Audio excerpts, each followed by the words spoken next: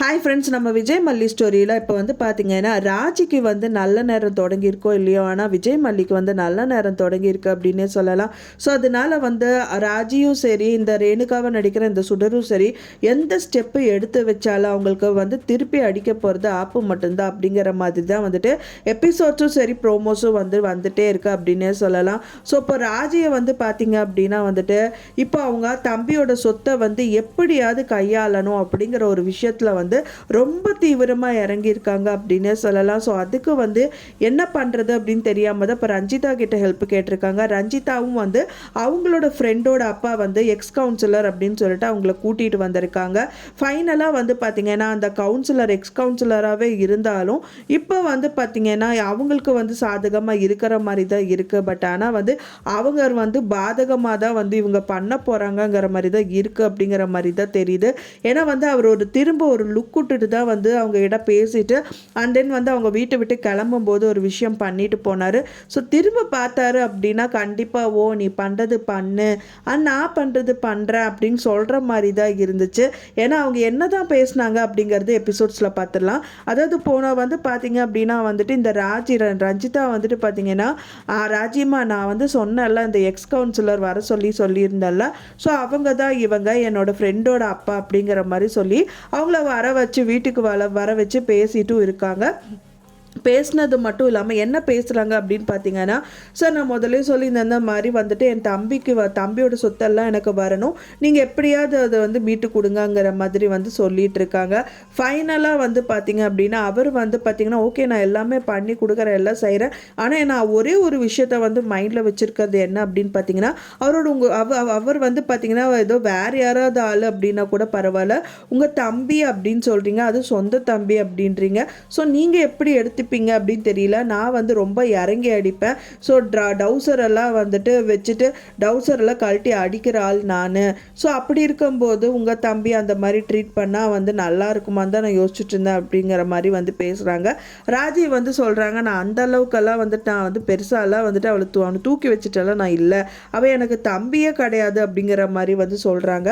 சரி ஓகேங்க சரி நீ இதுக்கப்புறம் வந்துட்டு நான் என்ன பண்ணணுமோ பண்ணிடுறேன், ஆனால் வந்து காசு கொஞ்சம் செலவாகும் அப்படிங்கிற மாதிரி வந்துட்டு ஒரு வந்து அவர்கிட்ட வந்து பார்த்தீங்கன்னா இந்த ராஜிக்கிட்ட சொல்லிட்டு போகிறாங்க. தென் வந்து ராஜியும் வந்து பார்த்தீங்கன்னா ஓகே நான் இப்போ எவ்வளோ ஆனாலும் பரவாயில்ல ராஜியும் அதெல்லாம் கொடுத்துருவாங்கங்கிற மாதிரி சொல்கிறாங்க. ஸோ இதுக்கப்புறம் என்ன நான் வந்து தீவிரமாக இறங்கிட்டேன். ஏன்னா வந்து பார்த்தீங்கன்னா நான் வந்து எதிர்பார்க்கறது வந்து என்னோட லாயர் வந்து வெளியில் எங்கேயோ போயிருக்காரு, நாளைக்கு தான் வந்து அவர் அவைலபிளாக இருப்பார். ஸோ நாளைக்கு அவர் வந்தோடனே இந்த விஷயத்த பேசிட்டு உங்களுக்கு சாதகமாக நடக்கிற மாதிரி நான் பண்ணித்தரேன் அப்படிங்கிற மாதிரி அவரே வந்துட்டு பேசிட்டு போறாரு அப்படின்னு சொல்லலாம். ஸோ அவர் போகும்போது வந்து பார்த்தீங்கன்னா ஒரு டேப்பரை ஒரு லுக்கு விட்டுட்டு தான் போறாரு. ஏன்னா வந்து பார்த்தீங்கன்னா அவர் கரெக்டாக திரும்பி பார்க்கும்போது வந்து இந்த ரஞ்சிதாவும் பேசிட்டு இருக்காங்க. என்னம்மா ராஜிமா எப்படியெல்லாம் சொல்லியிருக்கீங்க, அப்போ வந்து அவருக்கு வந்து காசு நீங்கள் கொடுக்க மாட்டீங்களா, அவர் மல்லியோட அண்ணா என்ன ஆக போறாரு அப்படின்னா அவன் சத்தா சாகட்டும் அப்படிங்கிற மாதிரி ராஜி வந்து சொல்றாங்க. ஸோ அதை பார்த்தவொடனே வந்துட்டு ஒரு அசட்டு சிரிப்பு சிரிக்கிற மாதிரி தான் வந்துட்டு அந்த லுக் இருந்தது அப்படின்னே சொல்லலாம்.